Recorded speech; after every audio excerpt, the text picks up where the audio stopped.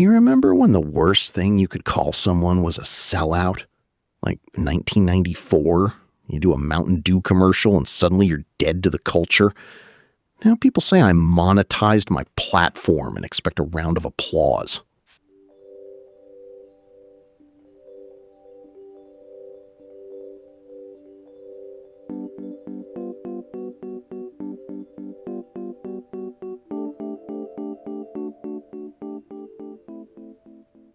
Right, the whole keeping it real era.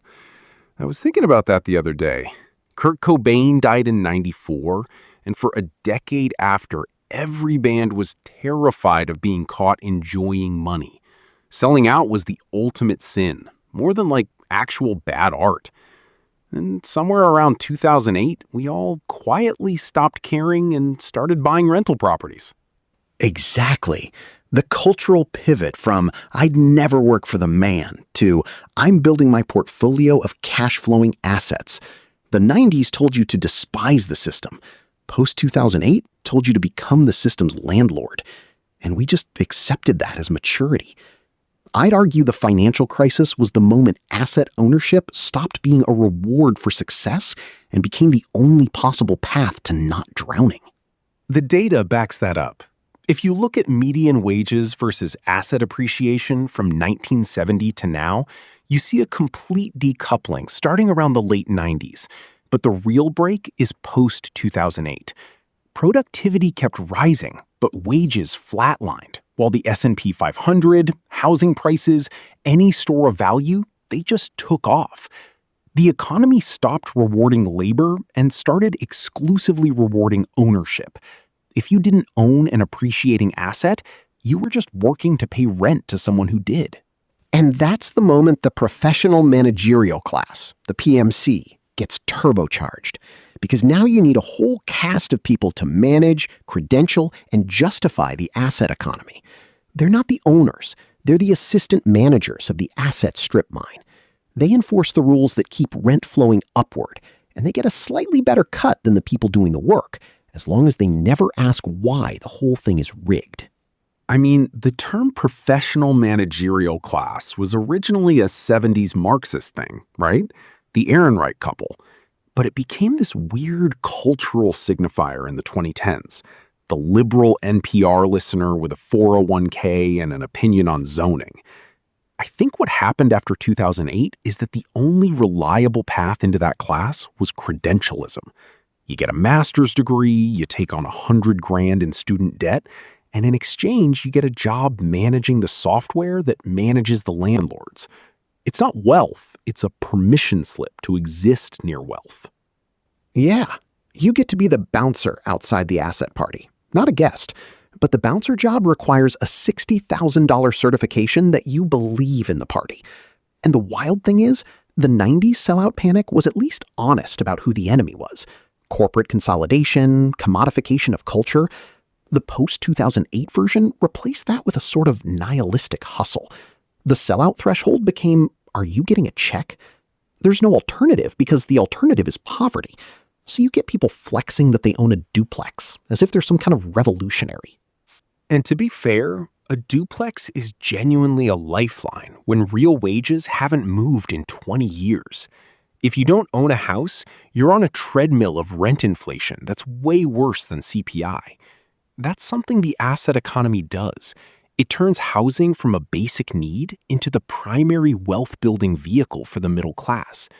The moment we decided homes should be investments was the moment we built the PMC's entire retirement plan on other people's paychecks. Don't even get me started on the primary residence as investment cult. It's the perfect ideology for the asset class. It lets you pretend you're just a regular person trying to get ahead, while you vote against any new housing that might lower your property value. You're not a landlord. You're a homeowner protecting an asset. Same logic, better branding. I think the 90s anti-sellout thing collapsed because the economy itself turned every choice into a sellout. In the 90s, you could still believe there was an authentic space outside of capital. Indie labels, zines, whatever. By 2010, that space was either bought or starving. And the internet made sure every creative act came with a monetization interface. The sellout distinction becomes meaningless when you're expected to run your entire life as a micro-enterprise. You're a brand. Your personality is content. Your vacated apartment is a short-term rental. Right. Kurt Cobain killed himself, partly because he couldn't handle the contradiction of making anti-corporate music that was massively commercially successful. Fast forward to 2024, and Olivia Rodrigo's team is workshopping which fintech to partner with for her tour, and no one blinks. The angst got replaced by a LinkedIn post about aligning values with brand partnerships. But here's where I push back a little. I don't think it's entirely about cultural decay. It's a policy story. The 1999 repeal of Glass-Steagall, the 2000 Commodity Futures Modernization Act that exempted derivatives, the post-9/11 rate cuts, the refusal to prosecute fraud after 2008, a series of decisions made finance the most profitable sector in the economy. If money's in assets, not labor, of course culture follows. People aren't stupid. They see where the value is, and they reorient their lives accordingly. Oh, I'm not saying it's a morality play. I'm saying the shift from sellout equals shameful to sellout equals aspirational is the emotional weather pattern created by 40 years of policy hurricanes. The PMC is just the class that gets to live in the hurricane and call it a breeze, as long as they don't look down.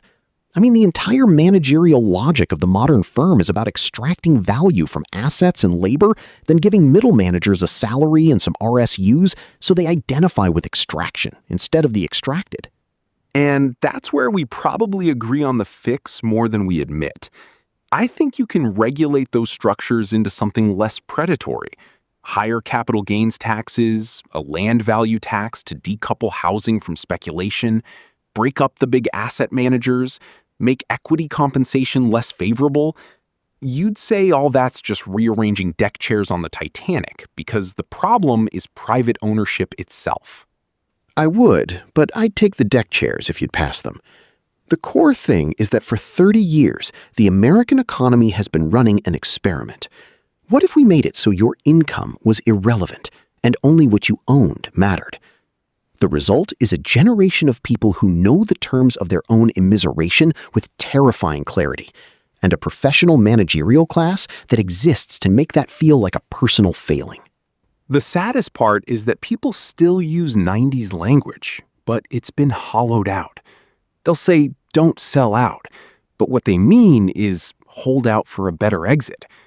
The concept of an authentic self, a soul to sell, that just evaporated. We traded the lost soul for an asset allocation. And that's the real pivot. In 1995, you had a soul you could sell. By 2008, the soul had been securitized, tranched, and sold to a pension fund in Norway. So that pension fund in Norway? Turns out they just got the equity tranche of my soul, and some AIG counterparty took the risk. But here's the thing. We talk about 2008 like it was a natural disaster. But the real event wasn't the crash. It was the deal that wasn't made afterward. The deal? Yeah, I mean, I know where you're going with this. The bailouts. But I still think the TARP vote was the single most surreal moment in modern political history. You had Hank Paulson literally getting down on one knee, begging Nancy Pelosi not to... And she didn't make him kiss the ring. That's the problem. No, but look, the deal you're talking about is the technocratic one. Stabilize the banks, backstop the money market funds, hope asset prices recover. And they did that part. The deal that wasn't made was the one with the actual public. The one where, in exchange for bailing out the entire edifice of American finance, you demand a pound of flesh. You rewrite the social contract. You say never again. And also, some of you are going to jail. But the jail thing, I get why it's viscerally satisfying. I do. But I've tried to trace the actual fraud cases. A lot of what happened in the mortgage securitization chain was horrific and predatory, but it was also technically legal under the laws we had at the time. The Justice Department did go after some firms. Countrywide's Angelo Mazzillo paid a $67 million settlement. Oh, a settlement. He had to sell one of his yachts to pay the SEC from his other yacht. Come on, Marty. The moral calculus here isn't about the technical legality of stated income liar loans. It's that the government chose to view the crisis as a liquidity problem for asset holders, not a solvency crisis for actual humans. So they foamed the runway for the banks and told everyone else the parachute shop was closed. There's a quote from Geithner's book where he talks about the housing crisis, and he says, "We tried to foam the runway for homeowners too, but it was just too complicated." Too complicated? You just repossessed 3 million families, Tim. The runway foaming for that was called a foreclosure. But that's the tragedy of it. I think Geithner and Bernanke and that crew were not evil. They were operating from a playbook written by people who had studied the Great Depression and concluded that if the banking system fails, it takes the whole economy with it. They believed they were saving the country from 25% unemployment, and they were probably right about the macro. The part they completely whiffed on was the legitimacy of the system itself. Exactly. They were so focused on the speed of the recovery that they forgot the architecture of the recovery determines who the public thinks the system is for. And what they showed was, if you are a complex enough institution with enough counterparty risk, you are essentially a state-protected utility, except you get to keep all the profits in the good times and socialize the losses in the bad times. That isn't capitalism. It isn't socialism. It's what Mark Blythe calls it, a giant insurance scheme for the asset class. Look, I'd argue that they did try to make a deal of sorts. Dodd-Frank, the Consumer Financial Protection Bureau, the stress tests. The idea was to make the system so boring and capital-heavy that it could never happen again. The social contract was, we'll prevent the next one. The problem was, that's a promise that only technocrats understand and nobody else feels. Because it's not a moral promise. It's a weather forecast. The systemic risk models now show a 0.003% chance of a cascading failure. That doesn't pull the knife out of someone's chest. The people who were left hanging, the ones who lost their homes, their jobs, their sense that the game wasn't rigged, they weren't offered a deal. They were offered an explanation. The Obama administration was fundamentally a collection of the best students in the seminar, and they thought explaining the model was the same thing as delivering justice. And that's where you got the fracture that defines the next 15 years. Because the right-wing populists, the Tea Party initially, and then obviously Trump, they didn't explain the model. They pointed at the model and said, these people think you're stupid, and they'd rather bail out a bank in New York than a family in Ohio. And the thing is, on a gut level, they weren't entirely wrong. The Obama team was so terrified of being seen as anti-business or Marxist that they outsourced the anger to the very people who were setting the place on fire. And the wildest part is that they had a counterexample staring them in the face, the auto bailout. It's the one part of the response that functioned as a moral exchange. The government came in, fired the CEO of GM, forced bankruptcy, made the bondholders take a haircut, saved the union jobs, but renegotiated the contracts. And crucially, the guy in charge, Stephen Ratner, went on TV and said, yes, this is going to hurt. When you do that, people feel like someone is in charge and there's a logic to the suffering. Wall Street got none of that. Vikram Pandit kept his job. The only people who took a haircut were the ones with the underwater mortgages. The defense I'd still mount, and I'm not saying it's a full defense, is that the banking system is just different. If you let Citigroup fail chaotically the way you could let a car company fail, the cascading effects are genuinely unknowable. So the technocracy said, our only option is to stabilize first and punish second. But then the punishing never came second. Because the people doing the stabilizing were the same people who built the system. Eric Holder's infamous line about how some banks are just too big to jail because a criminal indictment might cause a global run, that wasn't a legal finding. That was a political choice dressed up as a systemic constraint. And it told every person in the country that the rule of law is just another risk factor to be priced in. That's the moment the progressive technocracy lost its moral standing. It proved it was great at managing the machine, but incapable of judging the machine's operators. And that rejection of progressive technocracy, that's the subtitle of this entire segment. It's why the 2016 election, on both sides, was a revolt against the people who thought they had solved governance. Trump with the "I alone can fix it" strongman shtick, and Bernie with the system is rigged" structural critique. Both of them were speaking to the exact same wound. The deal wasn't made. Nobody ever showed up on a television screen and said, "We caught the guys who blew up your retirement fund, and they're going to prison." Instead, we got a PowerPoint presentation on credit default swaps. And here we are, 10 years later, with a guy who puts his face on a meme coin and an unelected tech CEO cutting the federal budget with a chainsaw. It's exactly what James Madison would have wanted if he had a ketamine prescription. The saddest thing is, the original sin of the recovery made a mockery of the word progressive. You can't claim to be progressive if the only thing you're willing to progress is asset prices. So what would the alternative have been? I mean, I remember people on the left in 2009 screaming for nationalization. Just take over the banks, clean them out, break them up. Do you think that was politically possible? Of course not. The guys running the Treasury were the guys who thought nationalization was a word you only heard in the grimier corners of a poli-sci department. They physically recoiled at it. But the point isn't whether literal nationalization was on the table. The point is, they didn't even attempt to extract a narrative of accountability. They could have created a temporary public utility-style bank. They could have demanded that any institution receiving aid had to immediately zero out their C-suite bonuses for a decade. The policy options all existed. What didn't exist was the emotional courage to acknowledge that the anger of the people wasn't a public relations problem to be spun. It was a legitimate demand for justice. And now, the populist backlash they feared is the government, doing exactly what they were terrified of, shredding the administrative state, not to make the system fairer, but to make it disappear.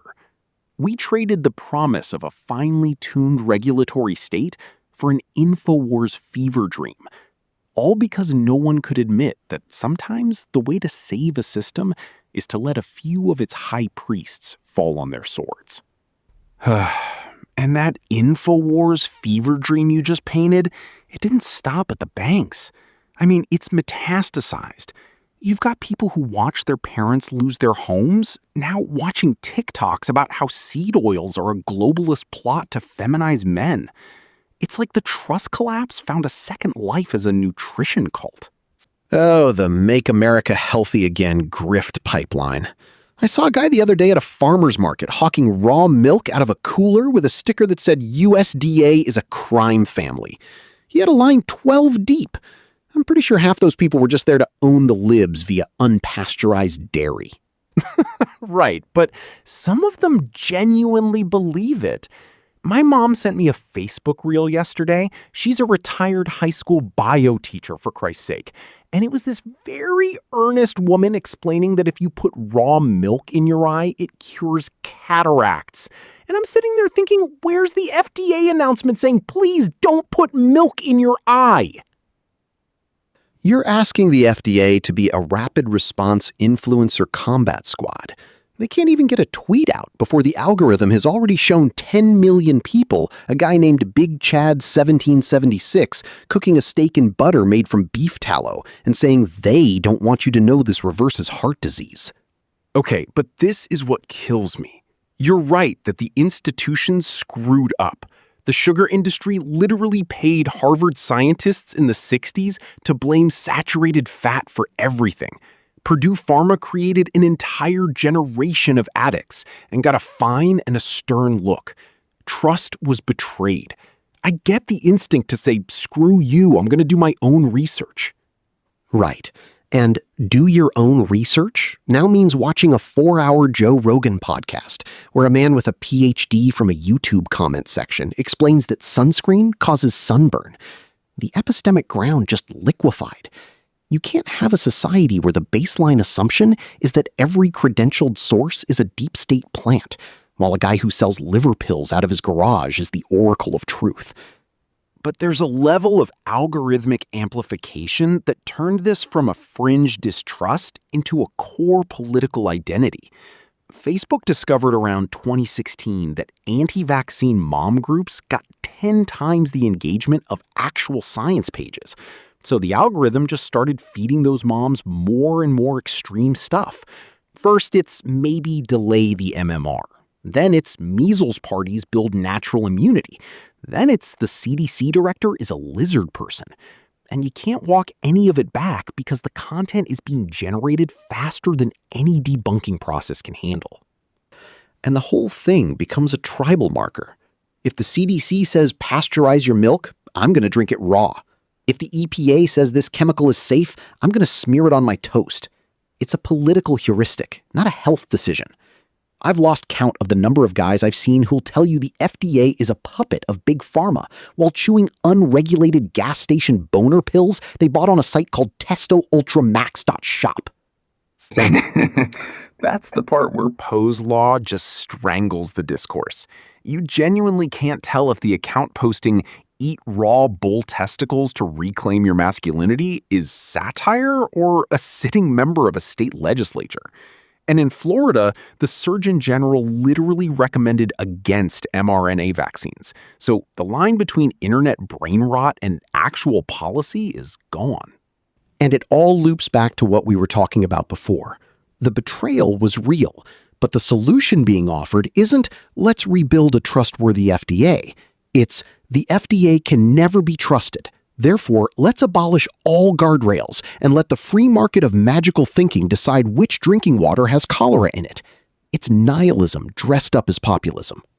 But here's where I get stuck, because I'm the guy who still thinks you can fix the institutions. I look at the raw milk movement and I think, okay, the solution is to make the FDA more transparent, faster at responding, and maybe decouple from the industry it regulates. But then my own internal skeptic says, Rollo, would that change the mind of a guy who's been primed for 3 years to believe pasteurization is a UN mind control plot? Oh, sure. Just release a peer-reviewed study showing raw milk doesn't cure COVID and he'll totally delete his TikTok. Marty, that guy isn't looking for data. He's looking for a community where he's the hero who sees through the matrix. The raw milk is just a passport stamp. The actual belief is, I am one of the few who truly understands. You could put him in a room with the world's kindest scientist and a perfectly explained meta-analysis, and he'd walk out saying, see how they try to use facts to confuse you? So we're just stuck in this loop where the more the establishments try to correct misinformation, the more the misinformation feels confirmed, because look how desperate they are to silence me. It's self-sealing. And the platforms are incentivized to keep the spiral going, because the outrage makes more ad revenue than a calm consensus ever could. Right. The business model of the internet is basically selling you back your own distrust in concentrated form. You start with a vague sense that something is wrong with our food system, which, by the way, is true. Our food system is a disaster of corn syrup and plasticizers. But then, instead of getting a structural analysis, you get a TikTok that says the cure is to drink a gallon of raw goat yogurt while standing in the sun with a copper wire up your butt. And it's got 4 million likes because the algorithm saw that FDA lie plus ancient secret equals a perfect content storm. And the tragedy is that the kernel of truth that industry capture gutted the credibility of our health agencies gets swallowed by the grift. The person who should be pushing for better oversight is now too busy buying a $40 jar of ancestral tallow balm from an influencer who thinks the earth is flat and the moon is a projection. And the thing you can't overlook is that it's become a coalition-building tool for the right. Trump puts RFK Jr., a guy who thinks Wi-Fi opens portals to the demonic area, in charge of health policy.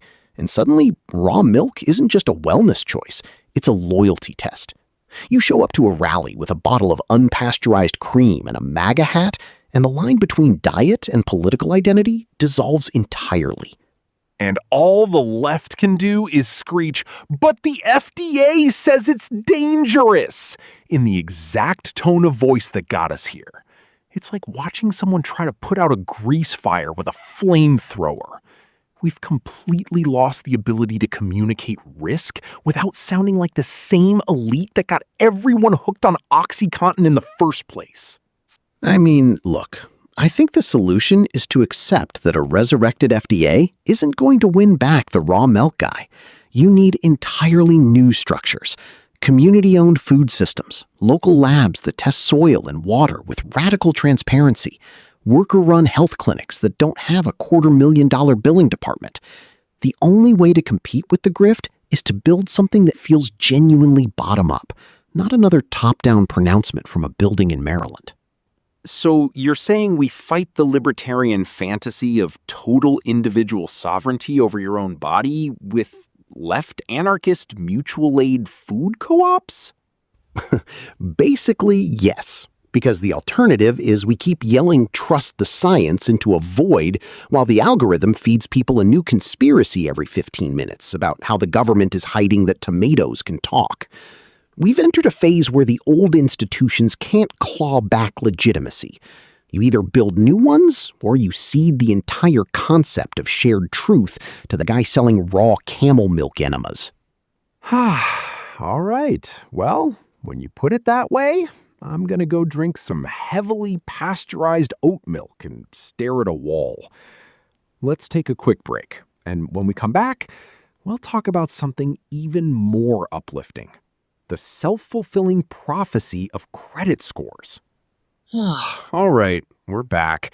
And before we dive into the next thing, I just want to say I did go stare at a wall and drink oat milk during the break. It didn't help. I'm now more convinced than ever that the credit score thing is a perfect miniature of everything broken. Like, we've created a system that literally generates the defaults it claims to predict, and we all just nodded along because the math looked cool. Yeah, the self-fulfilling prophecy episode. We should also do a follow-up on how student loans turned an entire generation into credit score voodoo practitioners. But I want to pick up the thread we left dangling before the break. This idea that you fight atomized libertarian brainworms with, community-scale mutual aid? Because it connects to something that's been rattling around my head. We keep hearing about the silent majority, right? Trump claims it, the far right claims it.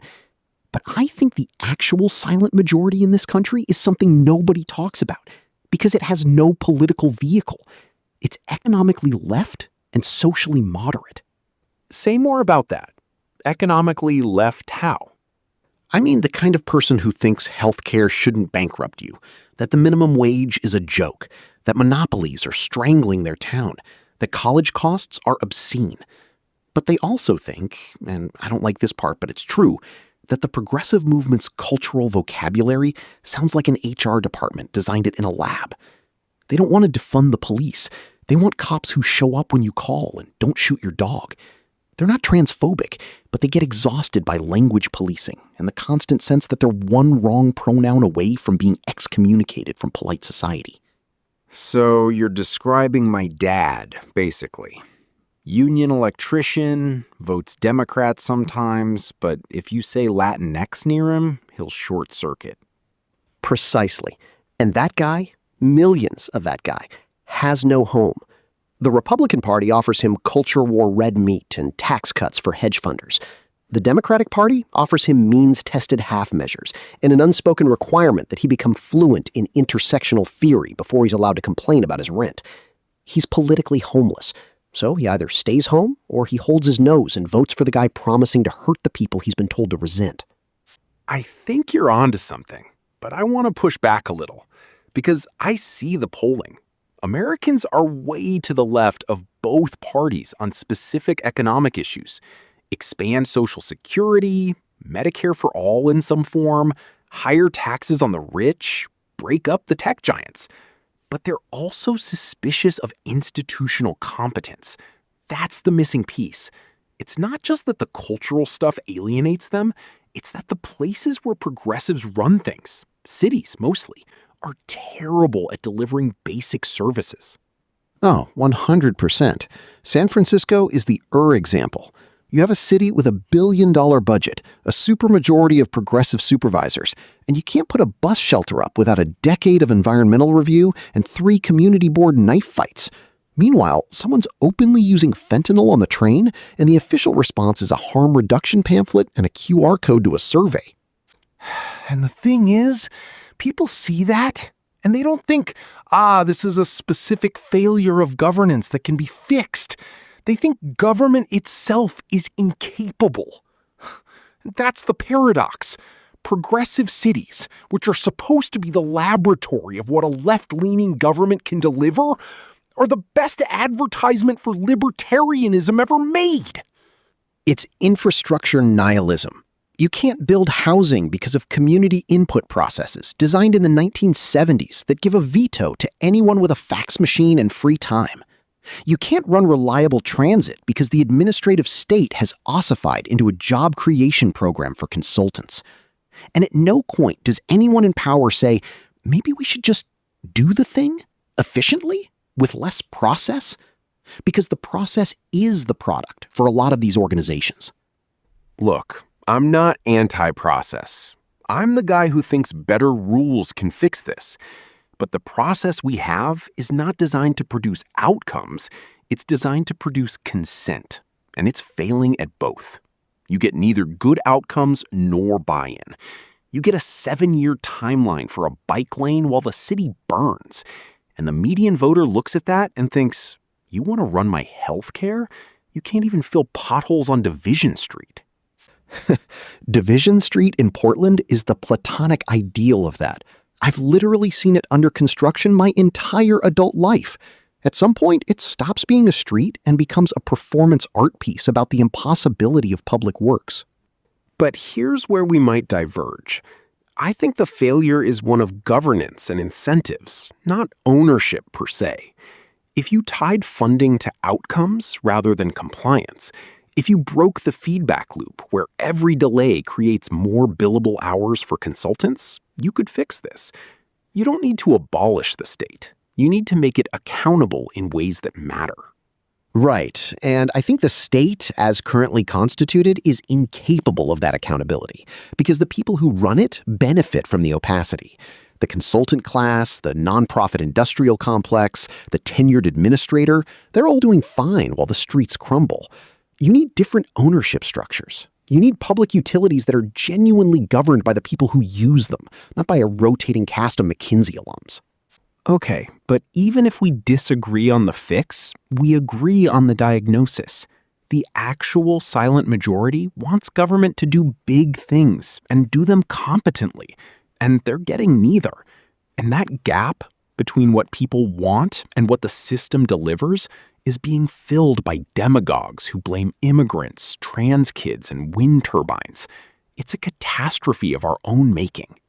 And the tragedy is that the left's response to this credibility gap has been to double down on the cultural signifiers while ignoring the material failure.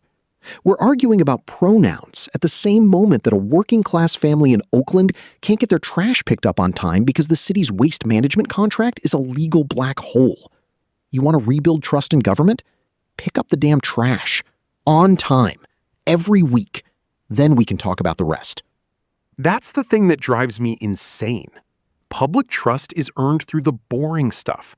It's not earned through a really well-designed equity statement on the MTA website. It's earned when the bus comes. The bus coming is woke now. Didn't you get the memo? Fair. But seriously, this is why the housing crisis is the center of everything. It's not just an economic issue, it's a legitimacy issue. When a city like Los Angeles makes it illegal to build apartments on 70% of its residential land and then declares a homelessness emergency, people aren't stupid. They see the contradiction. And the people pointing out the contradiction aren't always Spencerite weirdos. Sometimes they're just normal people who want their kids to be able to afford a place to live. And those normal people have been completely abandoned by the political system. The Republicans will let developers pave over a wetland, but won't fund the infrastructure to support the new housing.